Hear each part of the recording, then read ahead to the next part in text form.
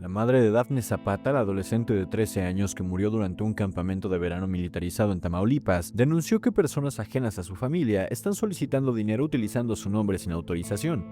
En entrevista con Posta Tamaulipas, Alejandra Quintos aseguró que ni ella ni el padre de la menor han pedido apoyo económico para enfrentar el caso y afirmó que todos los gastos han sido cubiertos con recursos propios. También aclaró que no ha autorizado a ninguna persona para recaudar donaciones y advirtió que no permitirá que se lucre con el feminicidio de su hija. Incluso señaló que ya identificó a quienes presuntamente realizan estas colectas y que si continúan, emprenderá acciones legales. La madre de Dafne explicó que si en algún momento llegara a necesitar ayuda lo informará únicamente a través de sus redes sociales personales y las de su madre. Finalmente pidió a la ciudadanía no confiar en publicaciones de terceros que soliciten dinero en nombre de su familia sin una confirmación oficial.